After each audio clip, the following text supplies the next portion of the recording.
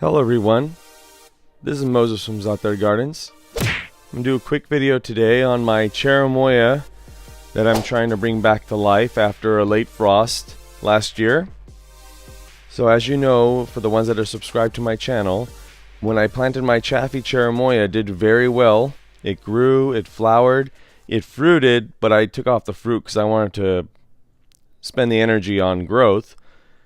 And it did fine without any protection during the winter. Then a late freeze came last year where it was 26 degrees, and that new growth, fresh new growth that it thought it would be warm weather, the plant thought, all of a sudden died back, and it died all the way to the ground.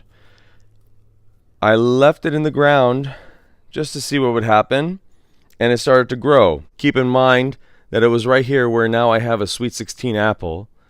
That's where the Cherimoya was, and I transplanted it over here because it gets afternoon shade in the summer. So as you can see right here, that was a Chaffey Cherimoya, this spot that I cut off.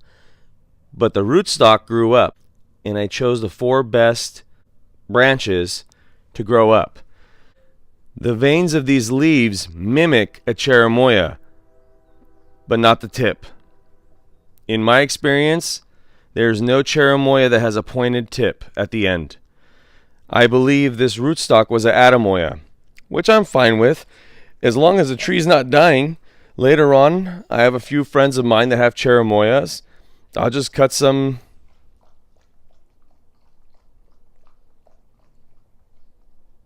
You good there? You got the watering. I just put water in your water bowl and you're drinking water from the concrete. Whatever. Anyways. Oh, I lost my train of thought. Oh yeah. I have friends that have Cherimoyas. I could just graft onto this next year. But it looks really healthy. I found a snail was eating the leaves.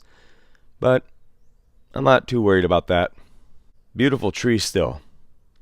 And if this survives better and it produces fruit, I would like a Cherimoya, because Cherimoya tastes better than Atemoya.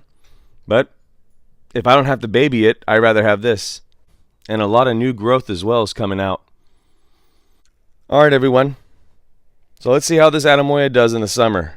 It's in a better location in the garden because it will get afternoon shade when the summer heat comes. So let's see how it goes. Alright everyone. Happy gardening. Bye. Okay, like, share, subscribe, and thanks